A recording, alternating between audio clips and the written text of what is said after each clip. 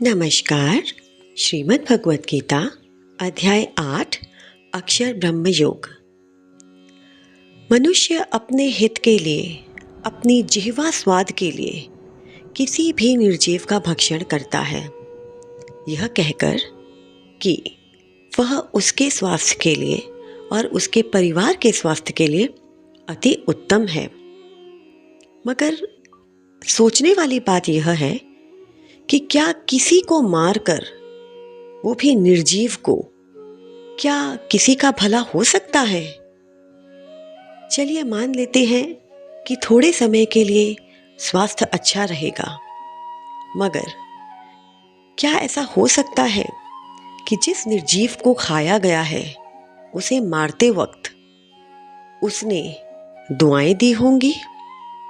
खुद सोचिए, किसी को मारकर, किसी का भक्षण करके हम अपना या अपने परिवार का हित कभी नहीं कर सकते और ना ही समाज का हित कर सकते हैं, क्योंकि हर कर्म का फल मिलता है, इस जन्म में नहीं तो किसी और जन्म में। अर्जुन ने कहा, हे पुरुषोत्तम, ब्रह्म क्या है? अध्यात्म किसको कहते हैं? अधिभूत क्या है और अधिदेव क्या कहलाता है?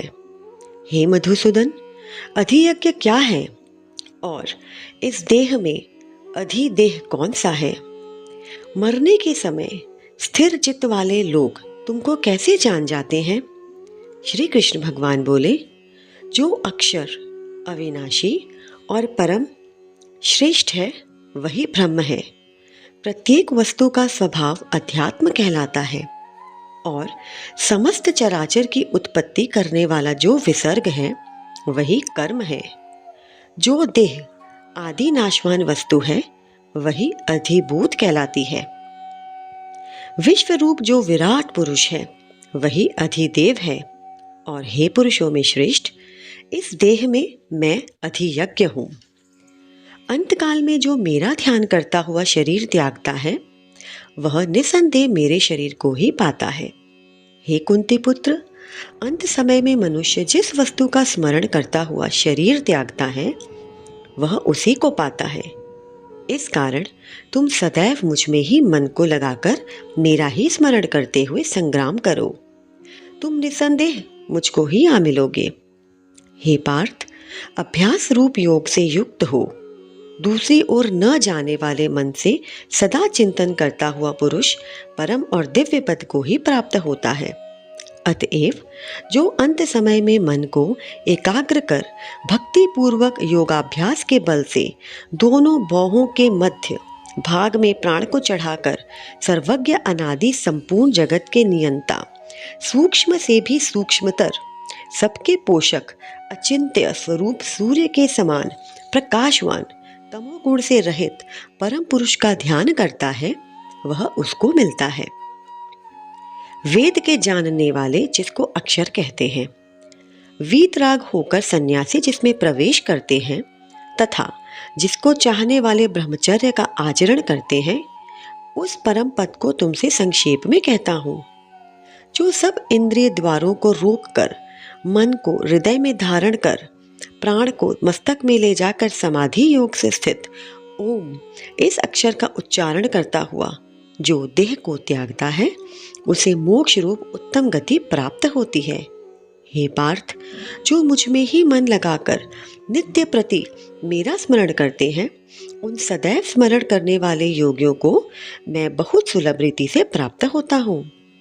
मुझको प्राप्त होने पर परम सिद्धि को प्राप्त करने वाले महात्मा गण फिर यह जन्म नहीं धारण करते, जो नाशवान और दुख का घर है।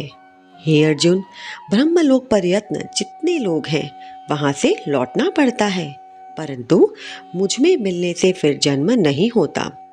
1000 महायुगों का एक दिन होता है और 1000 महायुगों की एक रात्रि ब्रह्मा की होती है। जो उन बातों को जानते हैं, वह सब ज्ञाता है। ब्रह्मा का दिन होने पर अव्यय से सब व्यक्तियों का उदय होता है और रात को उसी में लय होता है। हे पार्थ, समस्त चराचर वस्तुओं का यह समुदाय दिन में बार बार उत्पन्न होकर रात्रि के आगमन में लीन हो जाता है। इस अव्यक्त से परे दूसरा सनातन अव्यक्त है, जो इन सब के नष्ट होने पर भी कभी नष्ट नहीं होता। उस अव्यक्त को ही अक्षर कहते हैं। वही परम गति है, जिसको प्राप्त करके फिर संसार में नहीं जन्मते। वही मेरा परम धाम है। हे पार्थ, जिसके अंतर्गत सब प्राणी हैं और जिसने उस समस्त जगत का विस्तार कर रखा है, वह श्रेष्ठ पुरुष अनन्य भक्ति से ही मिलता है। हे भारत श्रेष्ठ, जिस काल में योगी जन देह छोड़कर फिर नहीं लौटते और जिस काल में अग्नि, प्रकाश और दिन शुक्ल पक्ष हो, ऐसे उत्तरायण के 6 महीने में मृत्यु को प्राप्त होते हैं। धूम्र रात, कृष्ण पक्ष, दक्षिणायन के 6 महीने इनके मध्य गमन करने वाले चंद्रमा की ज्योति को पहुँचते हैं और लौट आते हैं। संसार को नित्य चलाने वाली शुक्ल और कृष्ण नाम की 2 गतियां हैं। एक से आने पर लौटना पड़ता है और दूसरे पर फिर लौटना नहीं पड़ता। हे पार्थ, योगी इन दोनों गतियों का तत्व जानता है, इसी से मोह में नहीं पड़ता। अतएव हे अर्जुन, तुम सदा योग युक्त हो। वेद, यज्ञ, तप और दान से जो जो पुण्य फल बतलाए गए हैं, योगी उन सबसे अधिक ऐश्वर्य प्राप्त करते हैं और सर्वोत्तम आधिस्थान पाते हैं। 8वें अध्याय का महत्व। श्री नारायण जी बोले, हे लक्ष्मी जी, दक्षिण देश में नर्मदा नदी के तट पर एक नगर है। उसमें सुशर्मा नामक एक बड़ा धनवान विप्र रहता है। एक दिन उसने एक संत महात्मा से पूछा, हे ऋषि जी, मेरे संतान नहीं है। तब ऋषिवर ने कहा, तू अश्वमेघ यज्ञ करा, बकरा देवी को भेंट चढ़ा, देवी तेरे को पुत्र देगी। तब उसने यज्ञ करने को एक बकरा मोल लिया, उसको स्नान करावे, मेवा खिलाई। जब उसको मारने लगा, तब बकरा कह कह शब्द करके हंसा। तब ब्राह्मण ने पूछा, हे बकरे, तू क्यों हंसा है? तब बकरे ने कहा, पिछले जन्म में मेरे भी संतान नहीं थी। तब एक ब्राह्मण ने मुझे भी अश्वमेघ यज्ञ करने को कहा था। मैंने सारी नगरी में बकरा ढूंढा, परंतु बकरा हाथ न लगा। ढूंढते ढूंढते एक बकरी का बच्चा दूध पीता मिला। उस बच्चे को बकरी समेत मोल ले लिया। तब उसको बकरी के स्तन से छुड़ाकर यज्ञ करने लगा। तब बकरी बोली, हे ब्राह्मण, तू ब्राह्मण नहीं जो मेरे पुत्र को होम में देने लगा है। तू महापापी है।